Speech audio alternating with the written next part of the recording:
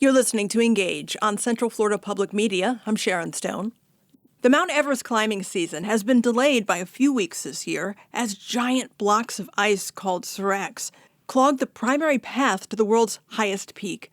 The blockage directly above base camp, nearly 20,000 feet above sea level, threatened to derail the entire climbing season, leaving hundreds of adventurers stuck at the base camp, missing the 2-week window in May when the weather conditions permit the ascension of Everest. On Tuesday, Sherpas were able to cut through an alternate route and affix ropes to begin the process of leading mountaineers up to Camp 2, 1,000 feet above base camp. This will open up a path to the summit for the hundreds of adventurers who flock to Nepal each year and sustain the local economy dependent on mountain tourism. We wanted to talk with someone who has experience in that region, and we found Lauren Harvey, a freelance journalist focusing on travel and lifestyle content. Harvey is an Orlando native and a UCF grad, and she has an adventurous spirit that pushes her to explore the farthest corners of the globe, a passion she discovered as a teen. My dad had the travel bug when he was growing up, and he passed it down to us as children. When I was 16, he took us on a trip to Jordan. And on the way there, we stopped in the Netherlands, and I boarded a 747 for the first time. And just something about hearing that engine, that 747, awoke something in me that is still very much alive today. In 2023, Harvey trekked to Everest Base Camp 1, the gateway for climbers seeking to ascend Everest. But at 20,000 feet, the city of tents hardly represents a starting point. Just getting there is challenging, as is acclimating to the altitude. But as Harvey explains, witnessing the grandeur of the mountain is worth the blood, sweat, tears, and dollars it takes to get to the base of the Himalayas. Harvey spoke with us from her home in Orlando about what brought her to Nepal in the first place. I've always had a fascination with the Himalayas and Mount Everest. And if I could date it, it would start it back when I read Into Thin Air by John Krakauer. And I just fell in love with the way that he described the mountains. And I promised myself I was going to go to Nepal and I was going to go see about this mountain. So I went in 2019 to kind of scope out the land. So I did a couple of days in Kathmandu. Then I went out to Pokhara. And then I said, okay, I promised myself that I would be back. And as a graduation gift to myself, I went back in 2023, and that's when I went for base camp. How do you even prepare to get ready for something at that altitude? What's it like being at that height for such a long period of time? Yeah, that's a great question. So I was pretty terrified of the training portion because in my everyday life, I'm not really that extreme. Like I'll go to the gym, I've done a couple of half marathons here and there, but there's no altitude in Florida. It's very flat. So I had to do a lot of training, like with this Stairmaster, and there was this altitude simulation mask that I purchased just to kind of get my lungs ready for that thin air. So there's really not too much that you can do to prepare when you live in Florida, but I think I did pretty well.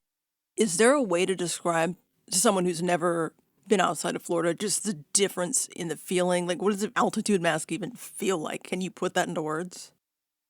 Oh yeah, it feels like every breath that you take it's deliberate. It's not so easy to have a conversation like we are now. You have to be intentional on what you want to say. Now, it's not the worst feeling that I've felt. It wasn't that difficult for me, but it's something that I've never experienced before, not in Florida at least. So, this trip is coming together in 2023.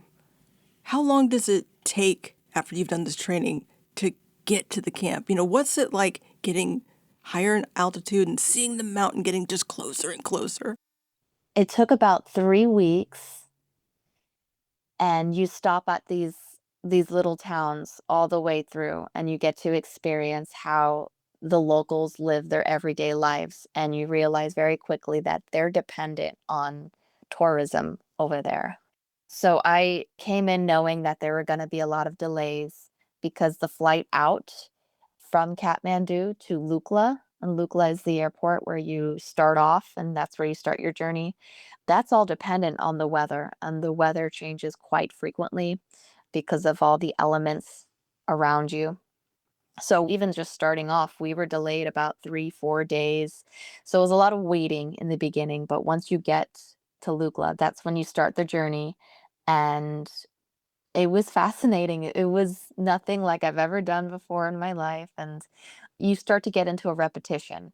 Every day starts the same. You wake up at 5 in the morning, you have a little breakfast at the tea houses that they have you in, and then you hike for 5, 6 hours a day, and then our hiking day would end around maybe 4, 5 PM, and then there would be a lot of downtime, and that downtime, you either spend getting to know other people around you. For me, I kind of just tuned out the world. I had my little iPad and just doing little things to ground myself every day. But yeah, as we got closer, it just felt surreal to see Everest with my own eyes for the first time. I will never forget that moment. How did that moment make you feel? It made me feel very small. Um, I believe I've said this in words before, perhaps on my personal social media, that there's a power in these mountains that I just have not yet been able to place into words. And it gives you perspective. And when I looked at Everest for the first time in person, I knew that this mountain commanded respect. And that's as much words as I can place into. I mean, even just, 3 years later, I'm still kind of still don't quite have the words to describe that feeling. So you mentioned you had planned to go solo but ended up connecting with other people. I just want to know, how did that change your experience? Oh, that was fascinating. I typically travel alone, but something like this, you have to have the camaraderie. And there are several trekking companies, whether it's local, international, there's a whole bunch of tour operators that you can partner with, and they all pretty much share the exact same schedule. So, someone that you saw on day 1, you would see them again on day 2 in a completely different town, in a completely different tea house. So, you start to know faces, and then you start to get to know people and get to know their story, and I connected with a lot of really cool people from around the world, and we kept in touch, and it was a journey that we all went through, and I'm glad that I met these beautiful strangers along the way that shared the same dreams as me, and just, you know, we went for it. For someone listening to this conversation here in Central Florida who has this big goal, great idea, but keeps putting it off, do you have any advice for them to just actually do it? How did you find that motivation? Go for it. Just go for it. I know it's easier said than done, but it's an experience of a lifetime.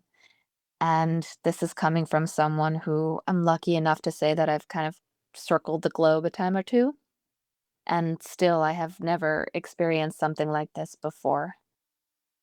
Any plans to go back? Yes. Yes, yes. I intend to go back to Nepal to complete the Annapurna base camp, which is on a different region in Nepal. But yes, 1000 times. Nepal has my heart.